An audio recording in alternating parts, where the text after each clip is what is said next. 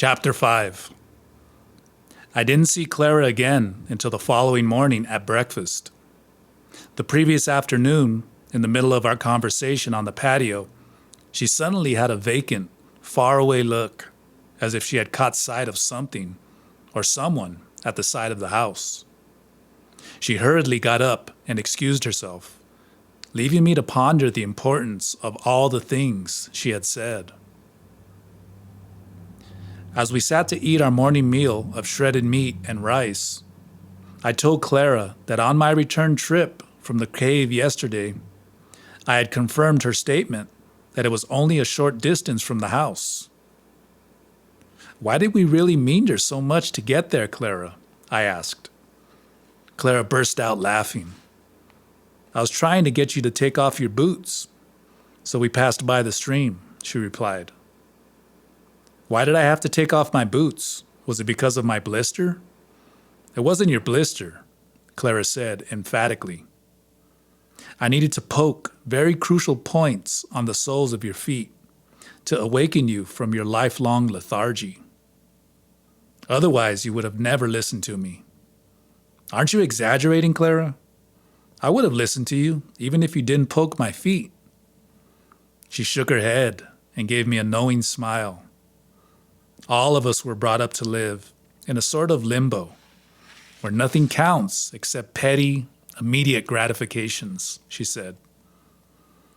And women are the masters of that state. Not until we recapitulate can we overcome our upbringing.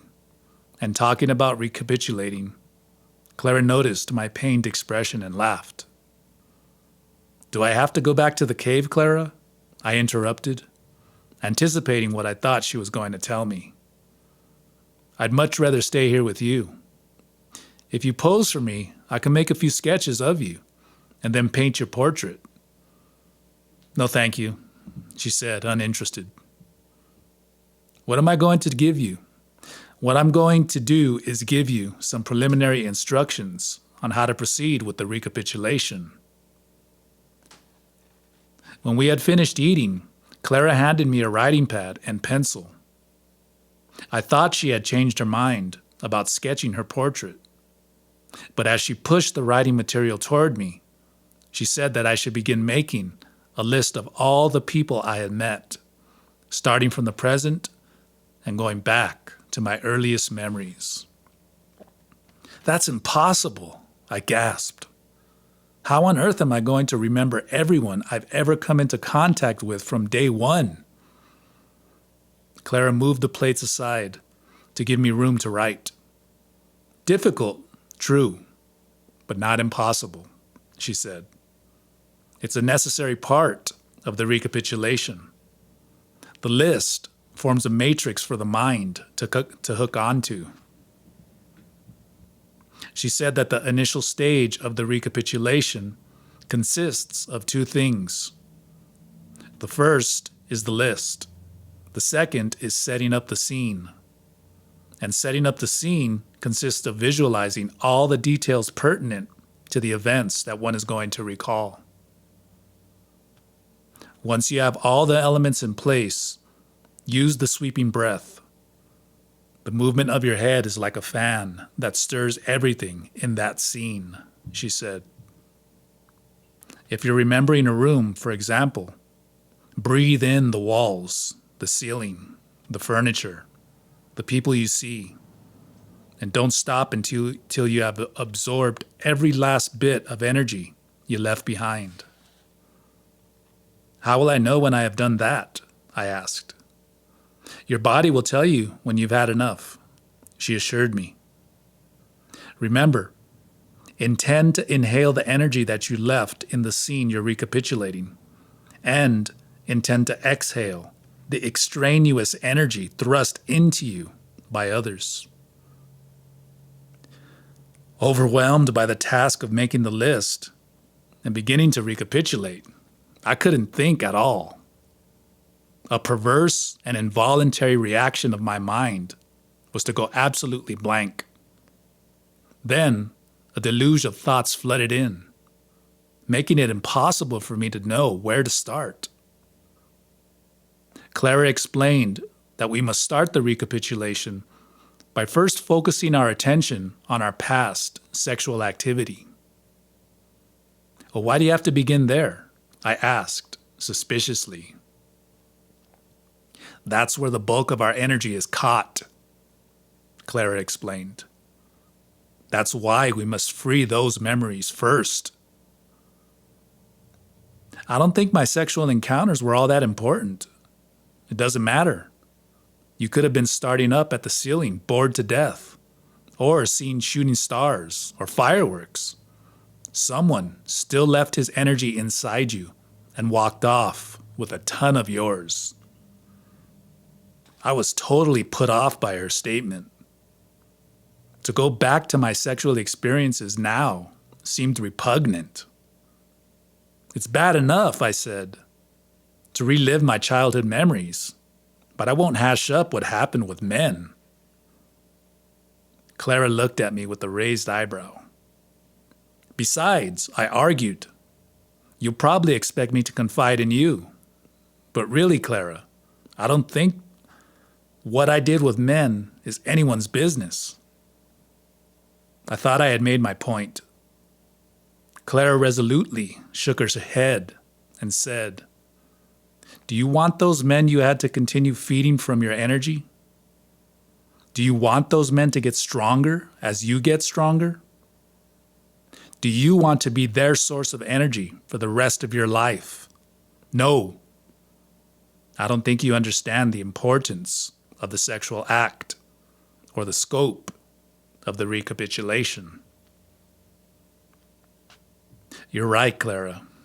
I don't understand the reason for your bizarre request. And what's this business of men getting stronger because I'm their source of energy? I'm nobody's source or provider. I promise you that. She smiled and said that she had made a mistake in forcing a confrontation of ideologies at this time. Bear with me, she begged. This is a belief I have chosen to uphold. As you progress with your recapitulation, I will tell you about the origin of this belief. Suffice it to say that it is a critical part of the art I'm teaching you. If it's as important as you claim, Clara, perhaps you'd better tell me about it now, I said. Before we go any further with the recapitulation, I'd like to know what I'm getting into. All right, if you insist, she said, nodding. She poured some chamomile tea into our mugs and added a spoonful of honey to hers.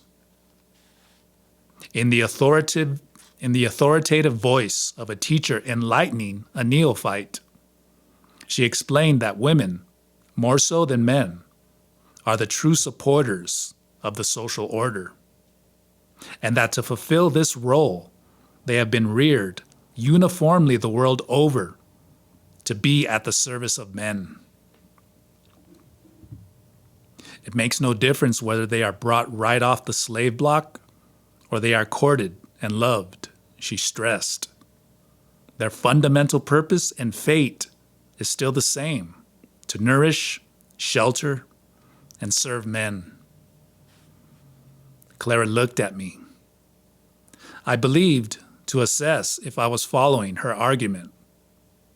I thought I was, but my gut reaction was that her entire premise seemed wrong. That may be true in some cases, I said, but I don't think you can make such sweeping generalizations to include all women. Clara disagreed vehemently. The diabolical part of women's service position is that it doesn't appear to be merely a social prescription, she said, but a fundamental biological imperative. Wait a minute, Clara, I protested. How did you arrive at that? She explained that every species has a biological imperative to perpetuate itself, and that nature has provided tools in order to ensure that the merging of female and male energies takes place in the most efficient way. She said that in the human realm, although the primary function of sexual intercourse is procreation, it also has a secondary and covert function, which is to ensure a continual flow of energy from women to men. Clara put such a stress on the word men that I had to ask, why do you say it as if it were a one-way street? Isn't the sexual act an even exchange of energy between male and female? No, she said emphatically. Men leave specific energy lines inside the body of women. They are like luminous tapeworms that move inside the womb, sipping up energy. That sounds positively sinister, I said, humoring her. She continued her exposition in utter seriousness. They are put there for an even more sinister reason, she said, ignoring my nervous laughter, which is to ensure that a steady supply of energy reaches the man who deposited them. Those lines of energy, established through sexual intercourse, collect and steal energy from the female body to benefit the male who left them there. Clara was so adamant in what she was saying that I couldn't joke about it, but had to take her seriously. As I listened, I felt my nervous smile turn into a snarl. Not that I accept for a minute what you're saying, Clara, I said. But just out of curiosity, how in the world did you arrive at such a preposterous notion? Did someone tell you about this? Yes, my teacher told me about it. At first, I didn't believe him either, she admitted. But he also taught me the art of freedom. And that means that I learned to see the flow of energy. Now I know he was accurate in his assessments because I can see the worm-like filaments in women's bodies for myself. You, for example, have a number of them, all of them still active. Let's say that's true, Clara, I said uneasily. Just for the sake of argument, let me ask you, why should this be possible? Isn't this one-way energy flow unfair to women? The whole world is unfair to women, she exclaimed. But that's not the point. What is the point, Clara? I know I'm missing it. Nature's imperative is to perpetuate our species, she explained. In order to ensure that this continues to take place, women have to carry an excessive burden at their basic energy level. And that means a flow of energy that taxes women.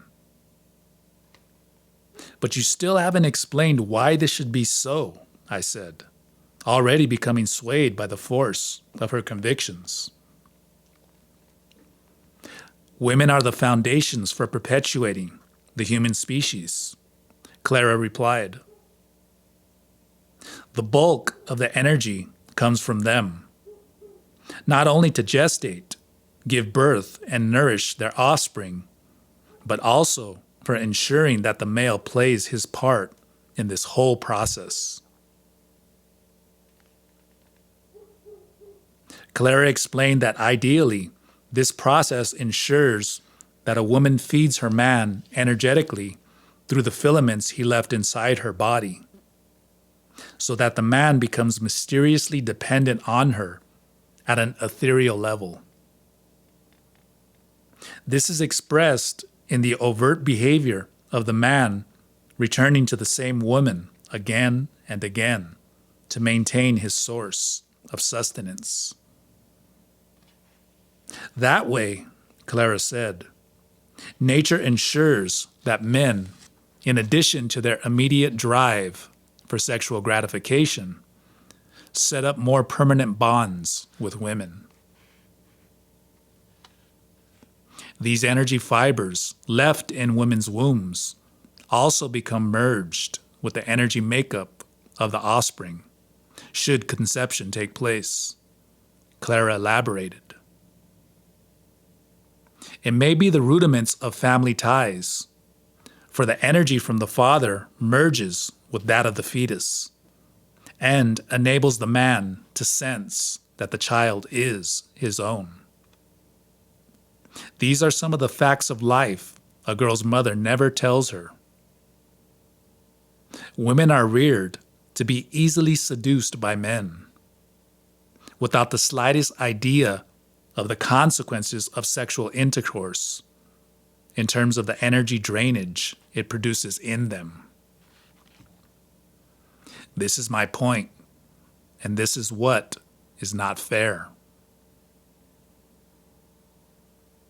As I listened to Clara talk, I had to agree that some of what she said made sense to me at a deep, bodily level. She urged me not just to agree or disagree with her, but to think this through and evaluate what she had said in a courageous, unprejudiced, and intelligent manner. It's bad enough that one man leaves energy lines inside a woman's body, Clara went on, although that is necessary for having offspring and ensuring their survival. But to have the energy lines of 10 or 20 men inside her, feeding off her luminosity, is more than anyone can bear. No wonder women can never lift up their heads. Can a woman get rid of those lines? I asked, more and more convinced that there was some truth to what Clara was saying. A woman carries those luminous worms for 7 years, Clara said, after which time they disappear or fade out. But the wretched part is that when the 7 years are about to be up, the whole army of worms, from the very first man a woman had to be, from the very first man a woman had to the very last one, all become agitated at once, so that the woman is driven to have sexual intercourse again. Then all the worms spring to life, stronger than ever, to feed off the woman's luminous energy for another 7 years. It really is a never-ending cycle. What if the woman is celibate? I asked. Do the worms just die out? Yes, if she can resist having sex for 7 years. But it's nearly impossible for a woman to remain celibate like that in our day and age, unless she becomes a nun or has money to support herself. And even then, she still would need a totally different rationale. Why is that, Clara? Because not only is it a biological imperative that women have sexual intercourse, but it is also a social mandate. Clara gave me then a most confusing and distressing example. She said that since we are unable to see the flow of energy, we may be needlessly perpetuating patterns of behavior or emotional interpretations associated with this unseen flow of energy. For instance, for society to demand that women marry or at least offer themselves to men is wrong, as it is wrong for women to feel unfulfilled unless they have a man's semen inside them. It is true that a man's energy lines give them purpose, make them fulfill their biological destinies, feeding men and their offspring. But human beings are intelligent enough to demand of themselves more than merely the fulfillment of the reproduction imperative. She said that, for example, to evolve is an equal, if not a greater imperative than to reproduce. And that, in this case, evolving entails the awakening of women to their true role in the energetic scheme of reproduction. She then turned her argument to the personal level and said that I had been reared, like every other woman, by a mother who regarded as her primary function raising me to find a suitable husband, so I would not have the stigma of being a spinster. I was really bred like an animal to have sex, no matter what my mother chose to call it. You, like every other woman, have been tricked and forced into submission, Clara said. And the sad part is that you're trapped in this pattern, even if you don't intend to procreate. Her statements were so distressing that I laughed out of sheer nervousness. Clara wasn't fazed at all. Perhaps all this is true, Clara, I said, trying not to sound condescending. But in my case, how can remembering the past change anything? Isn't it all water under the bridge? I can only tell you that to wake up, you must break a vicious circle, she countered, her green eyes assessing me curiously. I reiterated that I didn't believe in her theories about diabolic biological imperatives or vampire-like males leeching off women's energy, and argued that just sitting in a cave remembering isn't going to change anything. There are certain things I just want to think about ever again. I don't want to think about ever again. I snapped and banged my fist on the kitchen table. I stood up ready to leave and told her that I didn't want to hear any more about the recapitulation, the list of names, or any biological imperatives. Let's make a deal, Clara said, with the air of a merchant getting ready to cheat a customer. You're a fair person. You like to be honorable. So I'll propose that we reach an agreement. What kind of agreement? I asked, with mounting anxiety. She tore off a sheet from the writing pad and handed it to me. I want you to write and sign a promissory voucher stating that you're going to try the recapitulation exercise for 1 month only.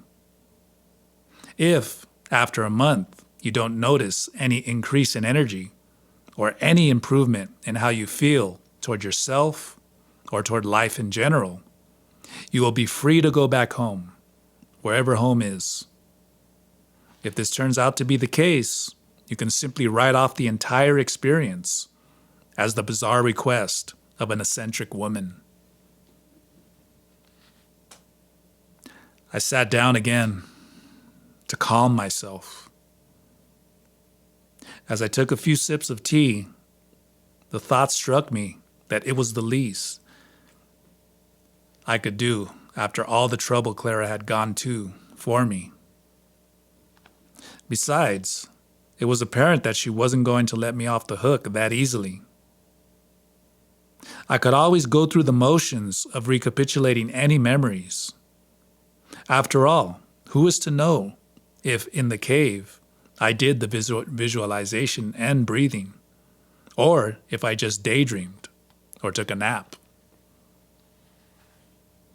It's only 1 month, she said sincerely. You won't be signing your life away. Believe me, I'm really trying to help you. I know that, I said. But why would you bother doing all this for me? Why me, Clara? There is a reason, she replied. But it's so far-fetched that I can't spring it on you now. The only thing I can tell you is that by helping you, I'm fulfilling a worthy purpose, paying off a debt. Would you accept my repaying a debt as a reason?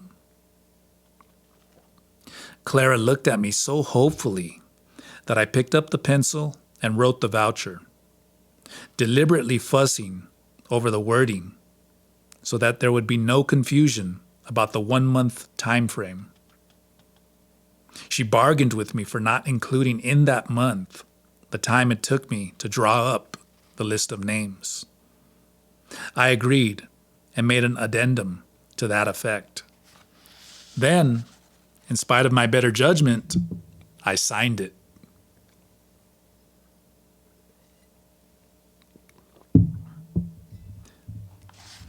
Chapter 6.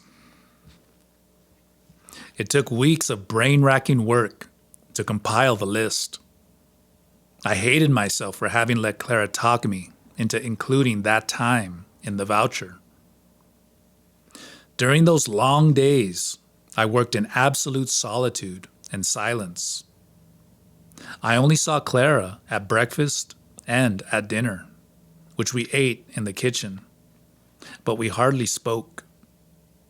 She would rebuff all my attempts at cordial conversation, saying that we would talk again when I had finished my list.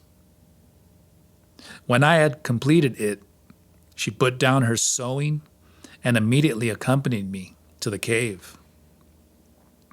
It was 4:00 in the afternoon. And according to Clara, early morning and late afternoon were the most propitious times to begin such a vast undertaking. At the entrance of the cave, she gave me some instructions. Take the first person on your list and work your memory to recall everything you experienced with that person, Clara said, from the moment you two met to the last time you interacted. Or, if you prefer, you can work backward, from the last time you had dealings with that person to your first encounter. Armed with the list, I went to the cave every day. At first, recapitulating was painstaking work. I couldn't concentrate, for I dreaded dredging up the past. My mind would wander from what I considered to be one traumatic event to the next. Or I would simply rest or daydream. But after a while, I became intrigued with the clarity and detail that my recollections were acquiring. I even began to be more objective about experiences I had always considered to be taboo. Surprisingly, I also felt stronger and more optimistic. Sometimes, as I breathed, it was as if energy were oozing back into my body, causing my muscles to become warm and to bulge. I became so involved in my recapitulation task that I didn't need a whole month to prove its worth. 2 weeks after the starting time stipulated in the voucher, while we were eating dinner, I asked Clara to find someone to move me out of my apartment and to put my things in storage. Clara had suggested this option to me several times before, but each time I had refused her offer, for I was not ready to make the commitment. Clara was delighted with my request.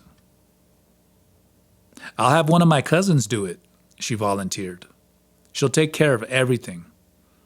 I don't want any worries to keep you from concentrating." "Now that you mention it, Clara," I said, "there is one other thing that's been bothering me." Clara waited for me to speak.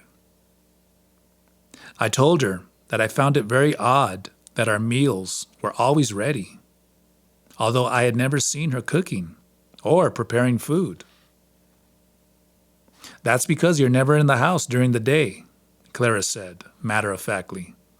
And at night, you retire early. It was true that I spent most of my time in the cave. When I did go back to the house, it was to have a meal in the kitchen, and afterward, I stayed in my room because the size of the house intimidated me. It was enormous. It didn't look abandoned, for it was filled to capacity with furniture, books, and various decorative objects made of ceramic, silver, or cloisonne. Every room was clean and dust-free, as if a maid came regularly to tidy up. Yet the house seemed empty because there were no people in it. Twice Clara had disappeared on mysterious errands that she refused to discuss. During those times, the only other living being in the house, beside myself, was Manfred. And those were also the times when Manfred and I hiked into the hills overlooking the house. I had mapped the house and its grounds from an observation point. I thought I had found myself. I didn't want to admit at the time that Manfred had guided me to it. From my private promontory, I spent hours trying to figure out the orientation of the house. Clara had indicated that it followed the cardinal points. But when I checked it with a compass, the house seemed to be on a slightly different alignment. The grounds around the house were most disturbing, for they defied any accurate mapping I tried to devise. I could see from my observation post that the grounds seemed much more extensive than when measured from the house itself. Clara had forbidden me to set foot in the front part of the house, the east, as well as the south side. But I had calculated, by walking around the periphery of the house, that the two areas were identical to the west and north sides, to which I had access. However, when seen from a distance, they weren't identical at all, and I was at a loss to explain the discrepancy. I gave up trying to pin down the layout of the house and grounds, and began placing my attention on another mysterious problem: Clara's relatives. Although she constantly referred to them in an oblique manner, I had not yet seen hide nor hair of them. "When are your relatives coming back from India?" I asked Clara, point blank. "Soon," she replied. She picked up her rice bowl with one hand and held it the way the Chinese do. I had never seen her use chopsticks before and marveled at the incredible precision with which she manipulated them. "Why are you so concerned with my relatives?" she asked. "To tell you the truth, Clara, I don't know why, but I'm very curious about them," I said. "I've been having unsettling feelings and thoughts in this huge house." "Do you mean that you don't like the house?" "On the contrary, I love it. It's just so big and haunting." "What kind of thoughts and feelings unsettle you?" she asked, putting down her bowl. "Sometimes I think I see people in the hallway, or I hear voices. And I'm always under the impression that someone is watching me. But when I look around, there isn't anyone there." "There's more to this house than meets the eye," Clara admitted. "But that shouldn't engender fear or worry. There is magic in this house, in the land, in the mountains around this entire area. That's the reason we chose to live here. In fact, That's also the reason you decided to live here yourself, even though you don't have the slightest inkling of that being the reason for your choice. But this is the way it should be. You bring your innocence to this house, and the house, with all the intent it stores, turns into wisdom. It all sounds very beautiful, Clara, but what exactly does it mean? I always talk to you with the hope that you will understand me, Clara said with a note of disappointment. Every one of my relatives, who, I assure you, will come into contact with you sooner or later, will speak to you in the same way. So don't think that we're talking nonsense just because you don't understand us. Believe me, Clara, I don't think that at all. And I am grateful that you are trying to help me. It's the recapitulation that's helping you, not me, Clara corrected me. Have you noticed any strange things about the house, other than what you have already told me? I told her about the disparity between my visual assessments of the house from the observation post and from the ground. She laughed until she was coughing. I have to adjust my behavior to this new development, Clara said, when she could talk again. Can you explain to me why the grounds seem to be lopsided? And why I get such different compass readings when I'm down here than when I'm up on the hill? I asked. I certainly can, but it won't make any sense to you. What's more, you may even get frightened. Does it have to do with the compass, Clara? Or is it me? Am I crazy or what? It has to do with you, of course. You're the one making those measurements. But it's not that you're crazy. It's something else. What is it, Clara? Tell me. This whole thing is giving me the creeps. It's as if I were in a science fiction movie where nothing is real and anything can happen. I hate that genre. Clara didn't seem willing to divulge anything more. Instead, she asked, "Don't you like the unexpected?" I told her that having male siblings had been so devastating for me that I became jaded. And as a matter of principle, I hated everything they liked. They watched Twilight Zone on television and raved about it. To me, it was a most manipulative and contrived show. Let's see how I can put this, Clara conceded. First of all, this is definitely not a science fiction house. It's rather a house of extraordinary intent.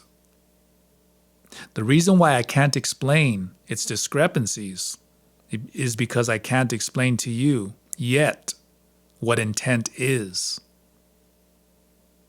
Please don't talk to me in riddles, Clara, I begged. It's not only frightening, but plainly infuriating. In order for you to understand this delicate manner, I have to talk in a roundabout way, Clara said. So let me first tell you about the man who was directly responsible for my being here in this house, and indirectly responsible for my relation with you. His name was Julian, and he was the most exquisite being you could ever encounter. He found me one day when I had lost my way in those mountains in Arizona, and he brought me here to this house.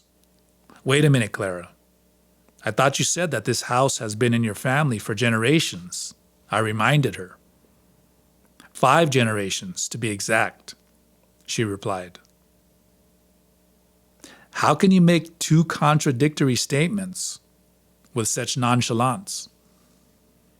I'm not contradicting myself.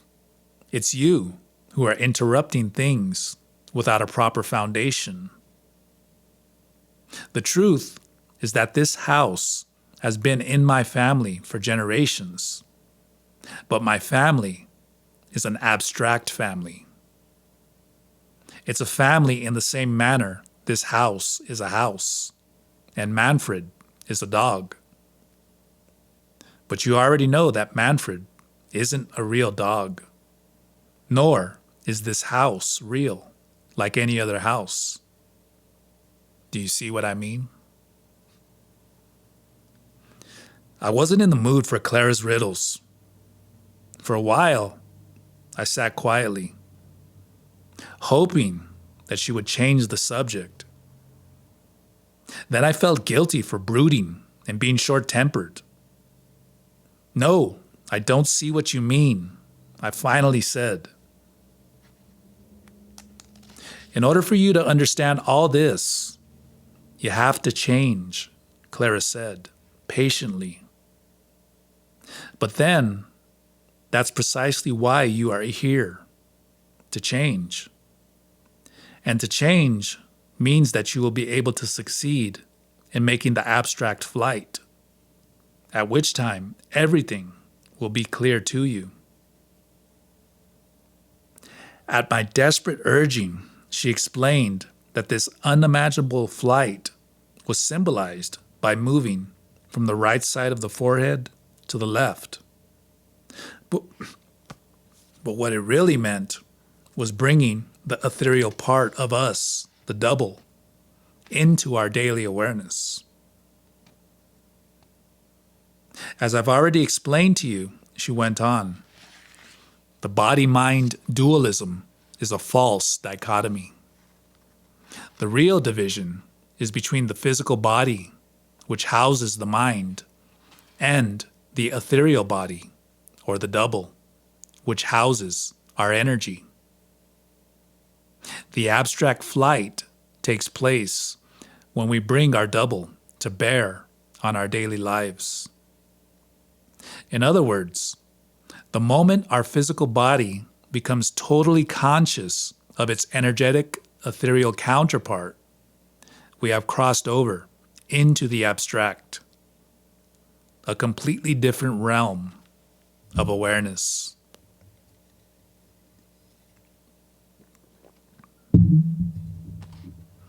If it means I'll have to change first, I seriously doubt I'll ever be able to make that crossing, I said. Everything seems so deeply ingrained in me that I feel I'm set for life. Clara poured some water into my cup. She put down the ceramic pitcher and looked at me squarely. "There is a way to change," she said. "And by now, you are up to your ears in it.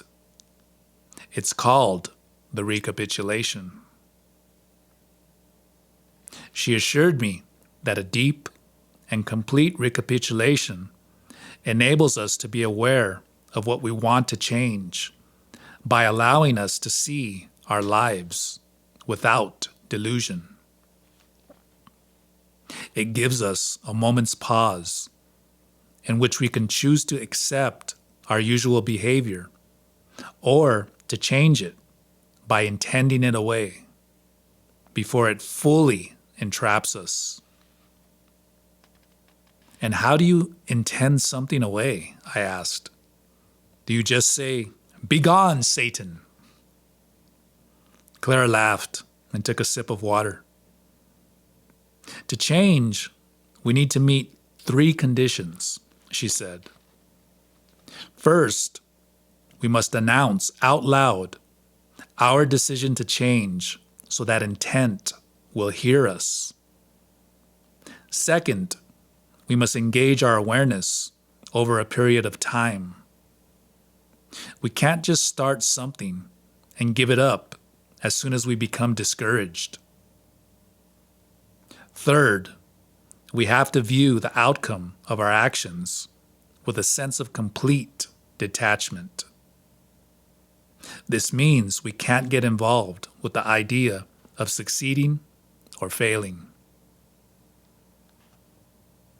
Follow these 3 steps and you can change any unwanted feelings, and desires in you, Clara assured me. I don't know, Clara, I said, skeptically. It sounds so simple the way you put it. It wasn't that I didn't want to believe her. It was just that I had always been practical. And from a practical point of view, the task of changing my behavior was staggering in spite of her threefold program. We finished our meal in complete silence. The only sound in the kitchen was the constant dripping of water as it passed through a limestone filter. It gave me a concrete image of the gradual cleansing process of recapitulating. Suddenly, I had a surge of optimism. Perhaps it was possible to change oneself, to become purified, drop by drop, thought by thought, just like the water passing through the filter. Above us, the bright track lights cast eerie shadows on the white tablecloth. Clara put down her chopsticks and began curling her fingers, as if she were making shadow pictures on the tablecloth. At any moment, I expected her to do a rabbit or a turtle. "What are you doing?" I asked, breaking the silence. "This is a form of communication," she explained. "Not with people, though, but with that force we call intent." She extended her little and index fingers, then made a circle by touching her thumb to the tips of the two remaining fingers. She told me that this was a signal to trap the attention of that force and to allow it to enter the body through the energy lines that end or originate in the fingertips. Energy comes through the index and little finger if they are extended like an antenna, she explained, showing me the gesture again. Then the energy is trapped and held in the circle made by the other three fingers. She said that with this specific hand position, we can draw sufficient energy into the body to heal or strengthen it, or to change our moods and habits. "Let's go to the living room, where we can be more comfortable," Clara said. "I don't know about you, but this bench is beginning to hurt my bottom." Clara stood up and we walked across the dark patio, through the back door and hall of the main house, into the living room. To my surprise, the gasoline lamp had already been lit, and Manfred was asleep, curled up next to an armchair. Clara made herself comfortable in that chair, which I had always taken to be her favorite. She picked up a piece of embroidery that she had been working on and carefully added a few more stitches, passing the needle through the cloth and pulling it out with a graceful sweeping motion of her hand. Her eyes were steadfast, intent on her work. To me, it was so unusual to see this strong woman doing needlework that I glanced over curiously to see if I could catch a glimpse of her handicraft. Clara noticed my interest and held up the cloth for me to see. It was a pillowcase with embroidered butterflies perched on colorful flowers. It was too gaudy for my taste. Clara smiled, as if she sensed my critical opinion of her work. "You might tell me that my work is sheer beauty, or that I'm wasting my time," she said, taking another stitch. "But that wouldn't affect my inner serenity. This attitude is called knowing your worth." She asked a rhetorical question that she answered herself. And what do you think my worth is? Absolutely zero. I told her that in my opinion, she was magnificent, truly a most inspiring person. How could she say that she had no worth? It's all very simple, Clara explained. As long as the positive and negative forces are in balance, they cancel each other out. And that means that my worth is zero. It also means that I cannot possibly be upset when someone criticizes me, nor can I be pleased when someone praises me. Clara held up a needle, and in spite of the dim light, she quickly threaded it. Chinese sages of ancient times used to say that in order to know your worth, you have to slip through the eye of the dragon, she said, pulling the two ends of the thread together. She said that those sages were convinced that the boundless unknown is guarded by an enormous dragon whose scales shine with a dazzling light. They believe that the courageous seekers who dare to approach the dragon are awed by its blinding glare, by the power of its tail that with the minutest flicker crushes anything in its way, and by its burning breath that turns to ashes everything within its reach. But they also believed that there is a way to slip by that unapproachable dragon. Clara said that they were confident that by merging with the dragon's intent, one can become invisible and go through the dragon's eye. What does that mean, Clara? I asked.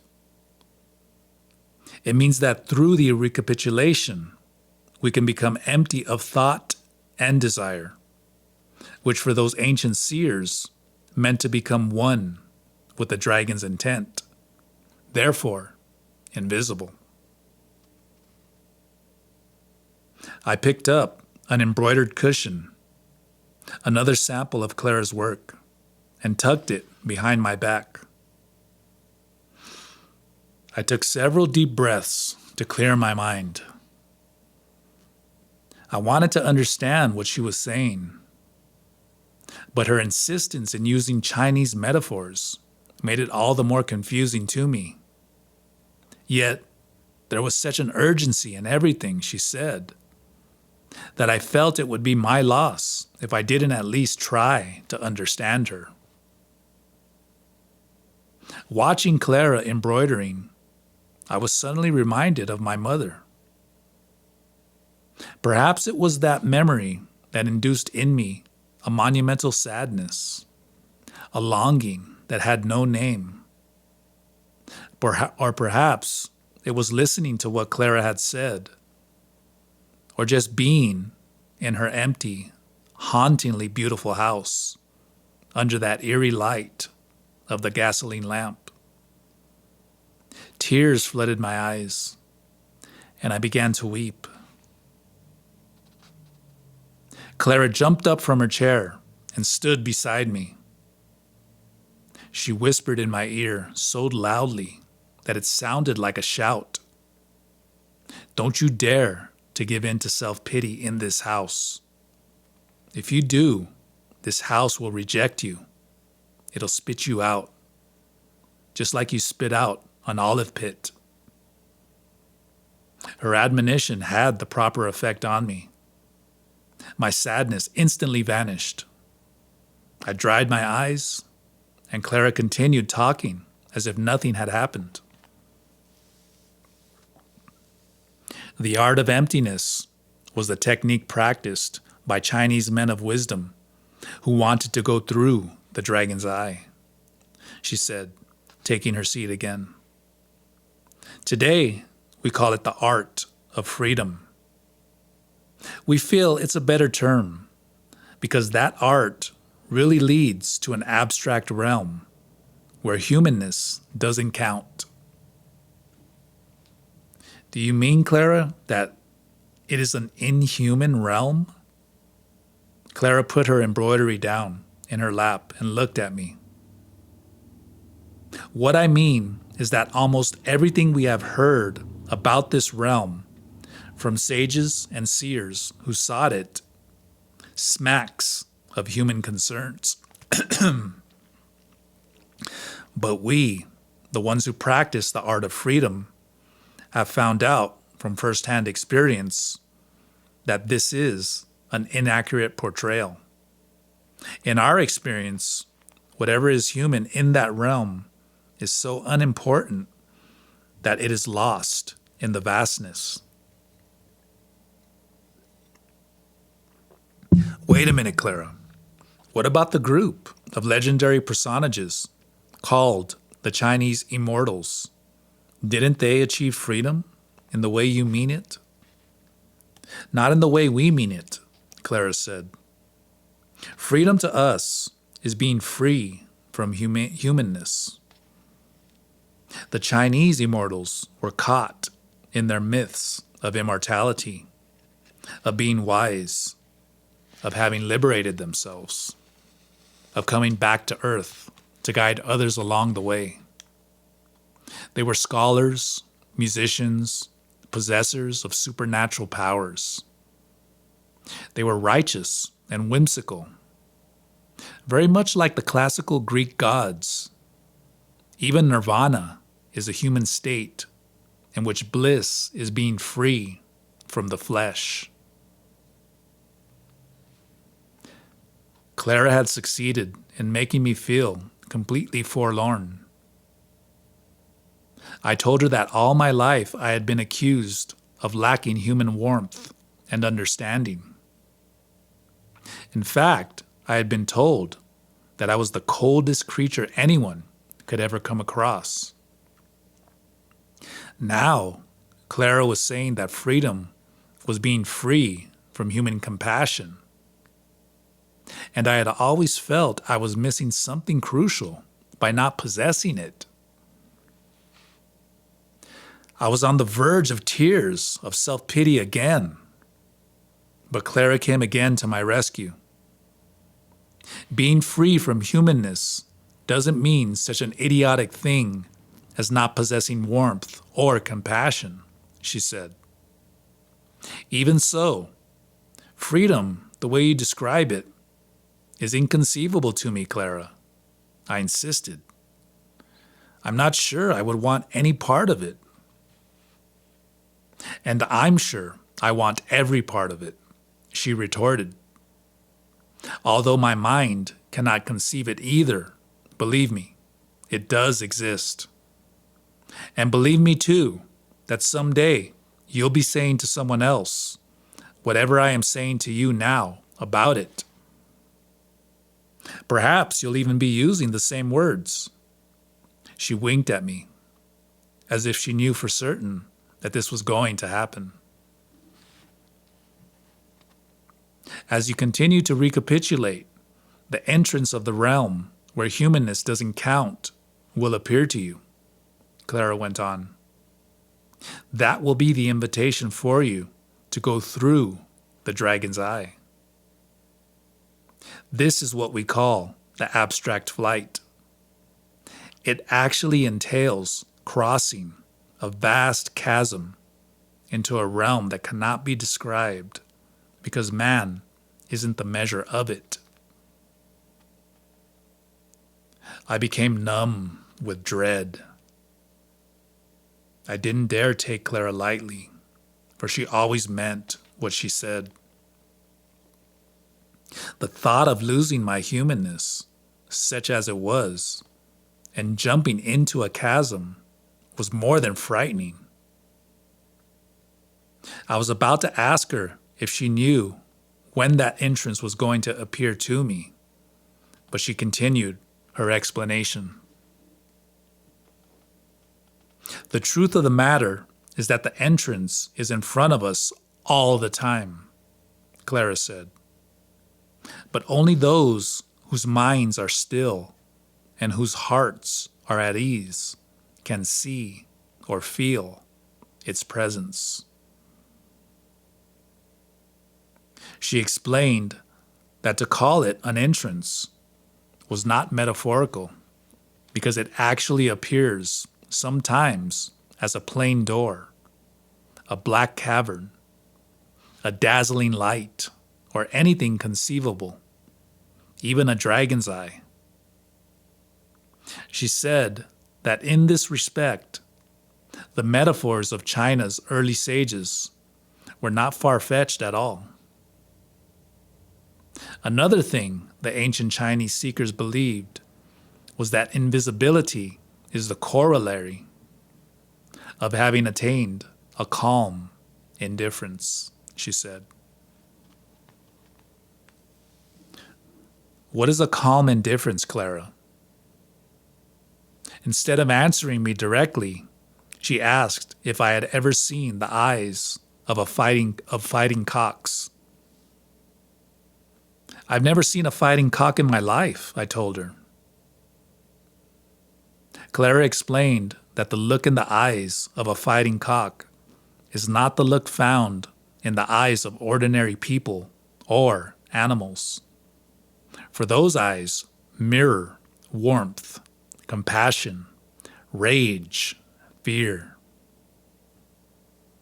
The eyes of a fighting cock are filled with none of these, Clara informed me.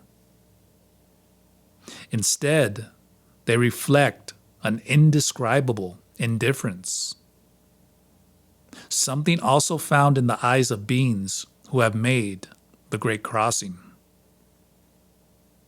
For instead of looking outwardly at the world, they have turned inwardly to gaze at that which is not yet present. The eye that gazes inwardly is immovable, Clara went on. It reflects not human concerns or fears, but the vastness. Seers who have gazed at the boundless have attested that the boundless stares back with a cold, unyielding indifference.